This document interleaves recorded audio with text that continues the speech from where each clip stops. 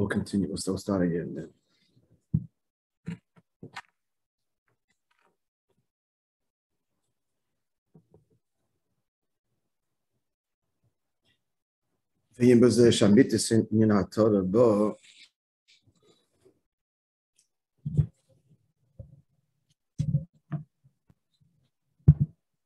The true union of a crown, but in the Neshama is so dafke, only Yidden can confer. The fish etzlam yeshna union ayitzia megeder hagbala.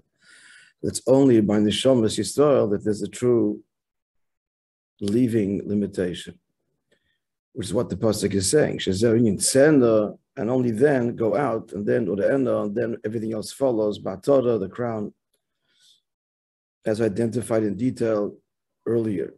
It's only through going out of limitation that the level of Torah, the transcendent, the crown, can be reached. That's the lower level. And the higher level, as is known, the two levels of Kesed. As he elaborates now, there's a makif that is transcendent, but only relatively speaking. It's not a true makif. Since the recipient is very limited, can't receive the ashpa. It has to only be conveyed, only gets it in a makif way. That's because of the limitations of the makabel. What the master is conveying, or what the mashbi is giving, can be internalized by broader kalim. This recipient does not have it. The ashpa is not given to be assimilated within Hagbola. Because it's, again, so relative, but relatively speaking, it's a believable dika'ir that to begin with is, and in essence, makif. And that's what we're talking about now. We say the Atara. And to reach this level, to reach the lower level, it's not required so much. The Yitzia, Megeder Hagbala Dafka. This too, he said before it is. Before he said that you need the Yitzia in order to get the Makif. Now he says, to get this, you need the Yitzia Megeder Hagbala. But before he implied for both, right? The answer is that in Yitzia Megeder Hagbala, there's also two levels. There's relatively speaking, for example, depending on the seichel. Any new seichel to some degree, any new idea to some degree, the recipient has to divest himself of his old conceptions. But even in that divestiture, there's two levels. There's a radical divestiture and being open to something totally new and being entirely blank. Or it's like to soften the edges of one's previous perception and open to a higher understanding within the subject. That also requires bittul and yitzia me'akbala, but not the same yitzia me'akbala to receive something which is completely radical and totally beyond the ken of the makabel. And moreover, he'll never assimilate it because to begin with, it's such a profound giloi that it's not given to Akbala, period. That requires the true Yitzia, Megeder Akbala, which is what he's talking about right now. And that's the Tzaina, which leads to the Enda, which leads to the true Atara. Having said all of this, we'll understand that it can't be Malachim. That was the whole Shaila we had in the previous Ois. We had a contradiction between the Gemara and the Medrash. It's going to be reconciled. So, first, we're establishing that Sender Ena cannot be my Malachim only in the Shamas Yisrael. Why? Only in the Shamas Yisrael, only a Yid can be crazy. Then the Yedush Malachim because Malachim are called stationary ones. And not only that, on the Shama, the Maila Termi Yidasalamata, before the Neshama comes down into the Guf, which unlocks its Etzem, then too, there Lamaila too, she is limited. They're called stationary. It's only when the neshama comes. It's the profoundest paradox. It's only when the neshama comes into guf gashmi, which is the ultimate limitation possible. So much so that the neshama can't even understand such Kabbalah the way it is l'mayla, looking down to the world and disdaining it. But it's dafke here that the neshama unlocks its true ability to become a mahalach, but that's when the etzem and the neshama is revealed. So it's only down here, Aza nikroim b'shem mahalch. Like the pasuk says, Zechariah says in his vision of l'mayla, he said, "V'nasati l'cha mahalchim b'na'im d'me'ila." I saw, I'll place amongst you goers amongst the stationary ones. I've placed for you goers amongst the stationary ones. The pirish mahalchim minyan yitzim megeder akbala. Who's the mahalchim? The mahalchim is only in the shamas lamata. I stressed l'mayla. He had the vision of mayla and mata, and the mahalchim are only here. Or it could be Bemes. He's seeing a vision of mayla. He's seeing what they can become. They can become true mahalchim. Not that the mahalchim l'mayla. It only happens when the neshama comes into the guf. That we have to say pshat in the pasuk. So lachin heim davke ma'atim es haTorah. So it's davke neshamas Yisrael who crowned the king, the melech shalom shaloi. Vayim chasanusa, as the Medrash says, it's referring to Matan Torah. Zeh gamkin atam shatel nit l'malachim. That's why neshamas is not Torah is not given to malachim. Either neshamas l'mayla or neshamas above, ki l'mata ba'oretz, because God says, I'm not going to get my crown. It's only here to become a mahalach, and the neshama is able to reach the Torah, the pnimis, the atmis, the kemakif is accessed only dafke lamat. Gimel v'tzarich lahov, you have to understand why is this so? Gam b'malachim matzinu in shal hiluch v'aliyah. We find the malachim also ascend.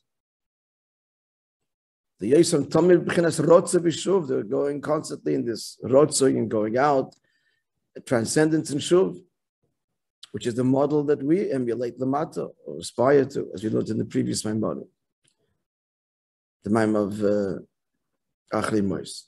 Mishikosev Achayis Rotza B'Shuv, referring to the Malachim, the Chayis. Now, what does that mean? We're talking about ascent from one level to the other. So why are they stationary? At Avram,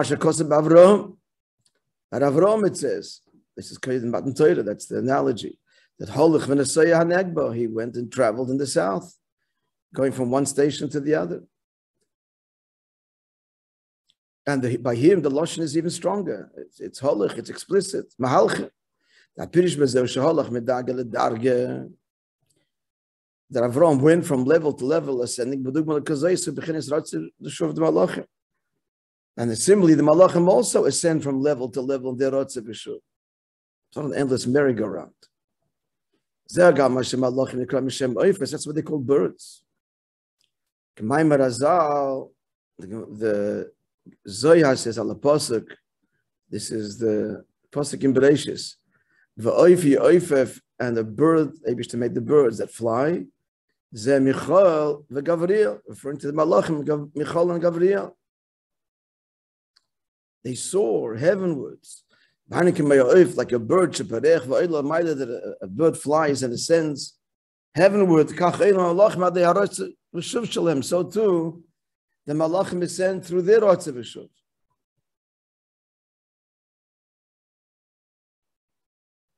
Not Shomer Razal say that the flight is such that the Gemara reckons the different levels of ascent. Michal ba'achas, he achieves his ascent ba'achas in one movement, and others take many. Befricha achas. I think Gabriel is two different levels there. So the highest Malach has this highest ascent. In one movement, there's this radical change. That with one movement, literally one flight, he achieves, he connects, he ascends. This points to his great ascent, great aliyah, the greatness of his ascent. That it's with one, not in one movement, in one flight. as opposed to the others that require several. So why they're called oimdim? Just to see the Zohar there for a second. I'll look it up for a minute.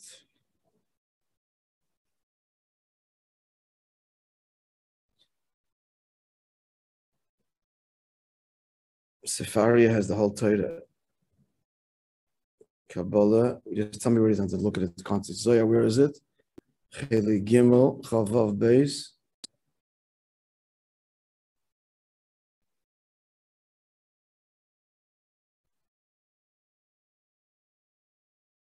Zohar Gimel. All right, 1, 2, volume 3. Chavav Beis, yeah? 26b.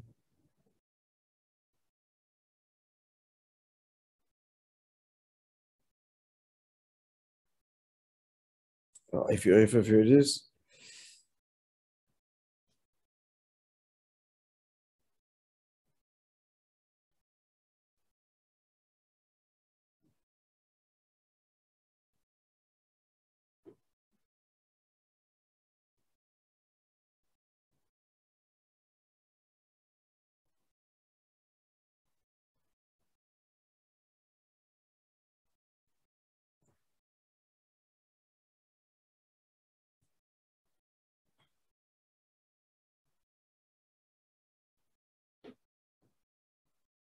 I'm not seeing it here. I see the discussion. Look, I'll look it up later. Sometimes it doesn't match.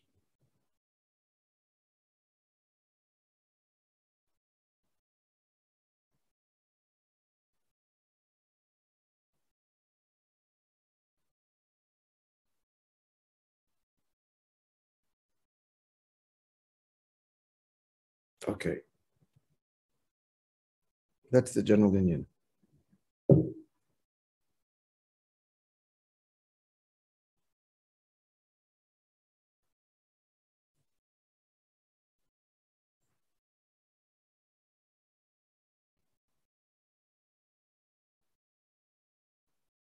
Okay. So the question, so why are they called Oimdim? There's two kinds of ascent. There's an ascent which is graded. It's radical ascent. In the so there's an aliyah, as we pointed out, from one level to the other. For example, Seichel has aliyah with the passage of time, a person amasses knowledge and so on. Seichel altogether, all of its levels is about grasping. Even as a person ascends to a higher level of Seichel, it's about draga. It's not a leap. He progresses in the contrary from the lighter subjects to the more heavier subjects. From the lower to the above.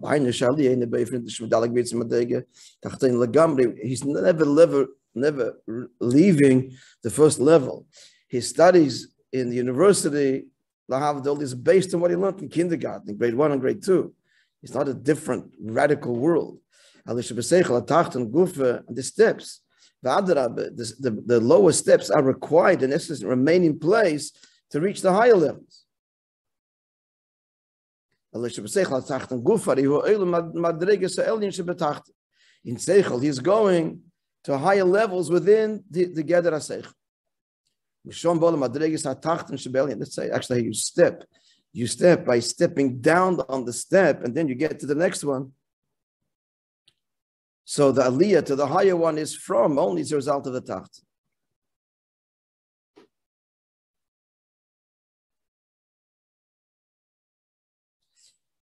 So it looks like this. He identifies it in detail. In Seichel, he ascends first to the higher level within that the level of Seichel he's at right now. That becomes a stepping stone to the lower level of a higher level of Seichel. It's all in the Olo.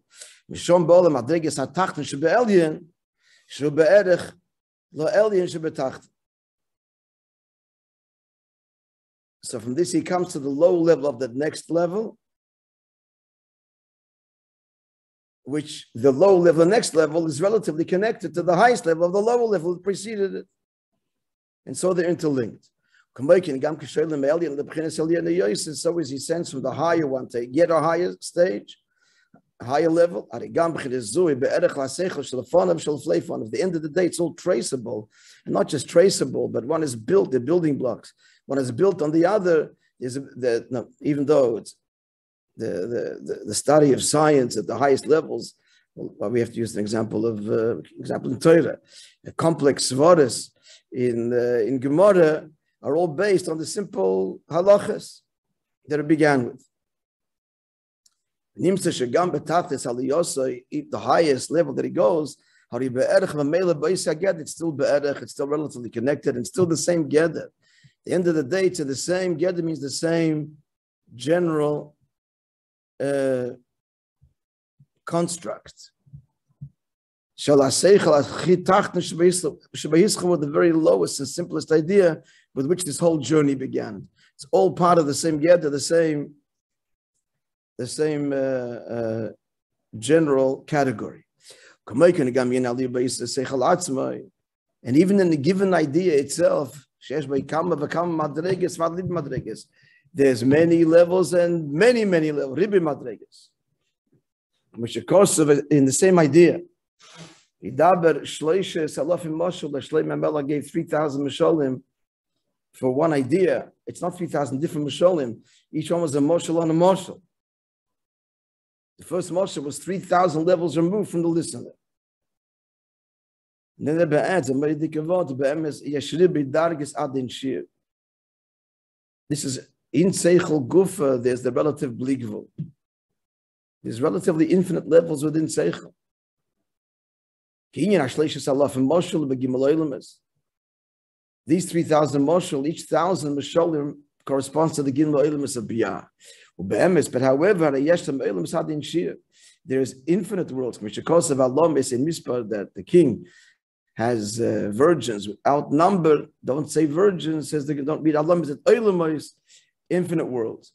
Young girls, even a malakalam. This was the subject of this year's Basi Legani, that even a malakalam in Yeshlam Olamis in Mispar, like in numbers. There's infinite numbers, even though a number is 1, 2, 3, and 4. So, but notwithstanding that, they're all connected. Still one gedder. Misparim, numbers. Or in our case, Seichel.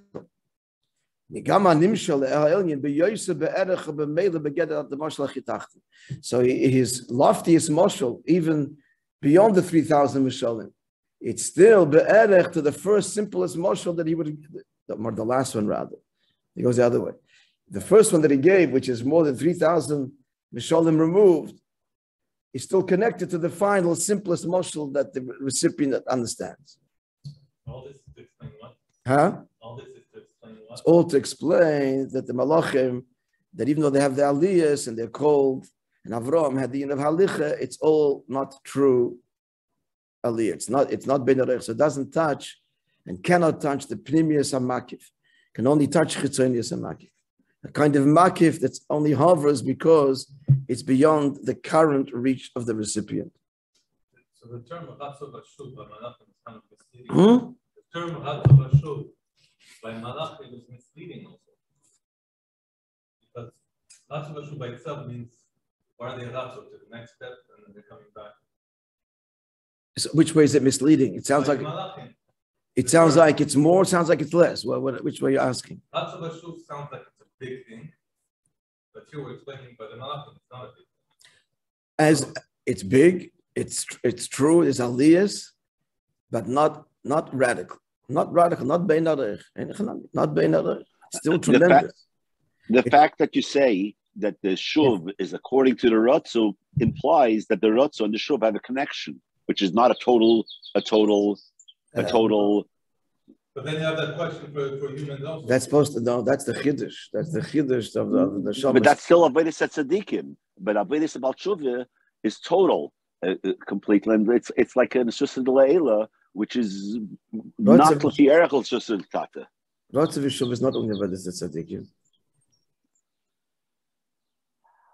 Over here, he's implying l'chayre that the Ratzu and the Shuv have From a connection. From Malachim, but not Ratzav. Because it's not, in other words, it's not a real going out of You're yourself. saying that, but that's not true for Neshamas, though. The Ratzav Yishuv of Neshamas within the Neshamas is tzaddikim and Balei Tshuva. L'chayre. No, I'm just saying. I'm not making that distinction. I'm not saying he's saying that distinction. The distinction here is before Matan Torah, post Matan Torah.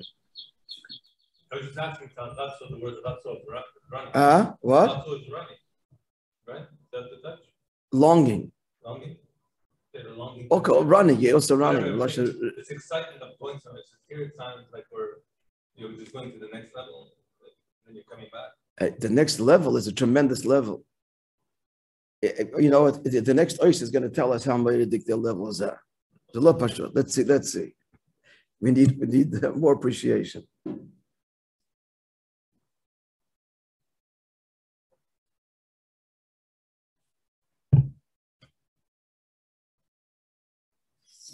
There is a human being, Aliyah Samalachim, Medida Vakbala.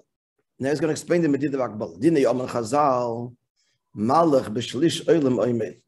So the angel takes up a third of the world. Pirush is, before we get to the Pirush, I'm just telling you an interesting Medrash and Gemara that he tells us. He tells us, look in Bereishis Rabbah, the source is Bereishis Rabbah.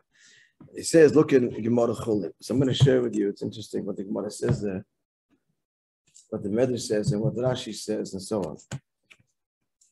The credit to Tzeno that nicely puts it all together. In the Medrash, the commentary in the Medrash. See, the Medrash is like this.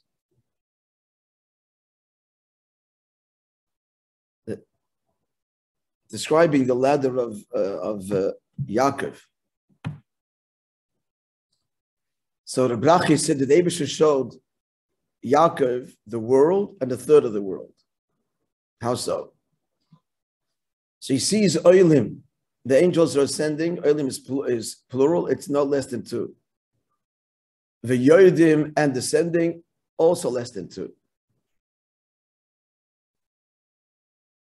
And a Malach is a third of the world. That's the point we need to know now. Where do you know the Malach is a third of the world? Where do we get this from? So in the book of Daniel, it says that he describes a Malach and he says, V'yosek Tarshish. His body was like Tarshish. He goes to describe the face in English. His face is like the appearance of lightning. His eyes like flaming torches, and his arms and legs like the color of burnished copper. Pasuk in Daniel.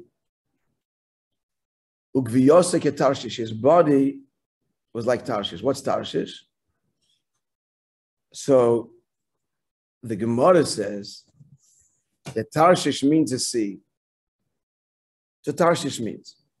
Also refers to a gemstone, because a gemstone, a kind of gemstone, has the same color as the sea.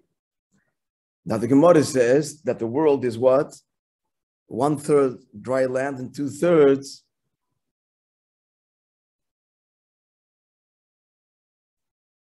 1/3 dry land, 1/3 inhabited land. So I get 1/3 inhabited land, 1/3 wilderness, and 1/3 water. So since Daniel is describing the Malchus Tarshish, the sea, it means all the waters of the world. So therefore, that's how we see that he's a third of the world. That's one pirush. Rashash gives another pirush. The word Tarshish is Trei Shish, 2/6, which is the third.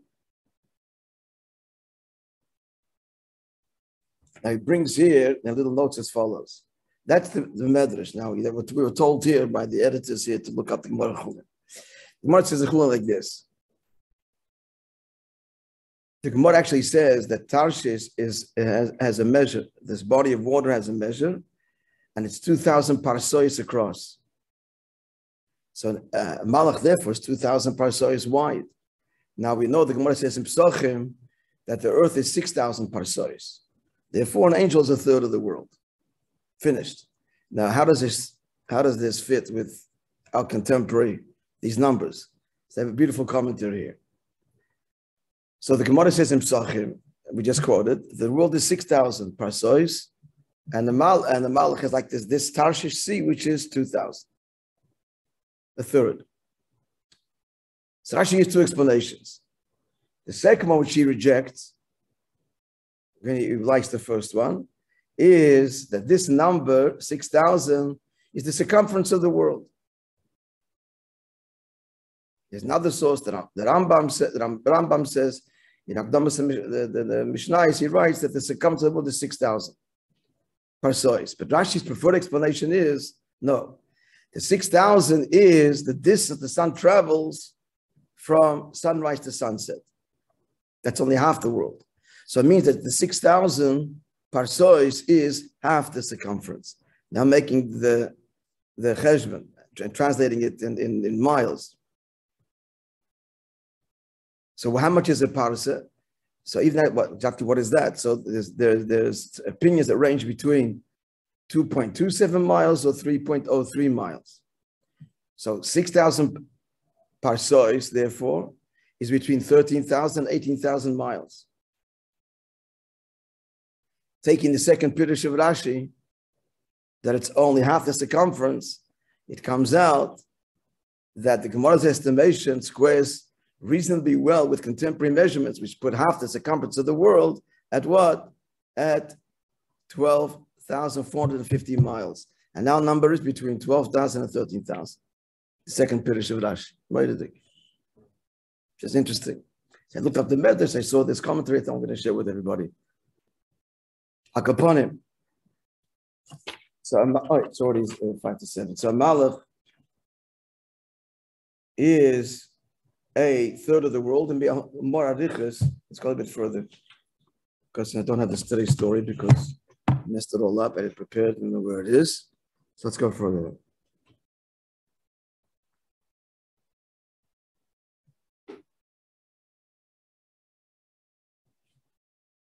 Now he says the Parsha, the Pshat is that a Malach is a third of the world, but he says no. This is from the Loshen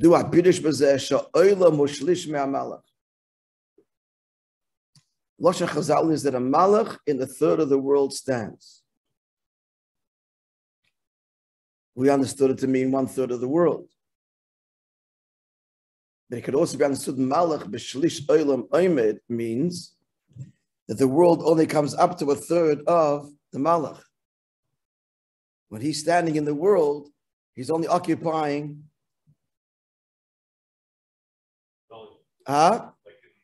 in volume. 1/3 of him is in the world. 1/3 of him fills the world. This is another Pirush. Not he's 1/3 of the world, but 1/3 of him fills the world. No, it must be an earlier Pirush. It's not the simple Pshat in the Gemara or the Medrash. That Sha'olam hu shlish me'amalach. There actually is a source for, there is a source for that in Gemara Chagigah. There is a source. Ragli achayis keneged kulam. The Gemara Chagigah describes the 7 heavens, and each heaven is a distance of 500 years travel for a person. Between each heaven is another distance of 500 years travel. That's what the Gemara says there. Then the Gemara says that the Ragli achayis, the Pasuk says that he saw that the feet of the Chayis of the Malachim correspond to all of them. What's the all of them? The all of them is the Rikiyim, the 7 heavens. So says the Gemara, Karsuli achayis keneged kula. The ankle, feet, the Ragli means the legs. I mean, it's the whole thing from the thigh till the feet. So even Karsuli achayis, even the ankles keneged kulam corresponds to what? All of this Shiva Rikiyim. So this is much more than him being 3 times the size of the world. This is like another measure. If this needs to be what's the word, reconciled or not, different malachim. I'll look at this further bits and blin that. Upon him, this statement of the Gemara is that the karsuli achayis, the ankles of the chayis themselves, match all the Shiva Rekiyim. V'hainu, conclusion. The body, it's obviously spiritual, but the spiritual, the body is what is extraordinary. Connected to Shiva Rekiyim, just the ankles alone. And it says the thigh also equally, each part is equal to all the Shiva Rekiyim.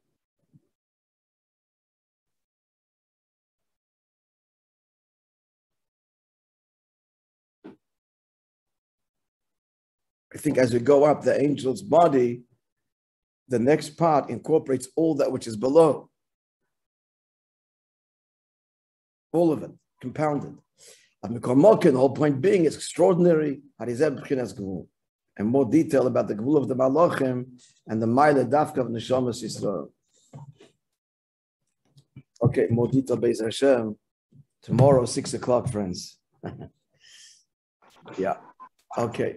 Have a wonderful day. Sorry, no. I'll be right back. God bless. Shkoyach. Thank you very much. Have a good day. Bye.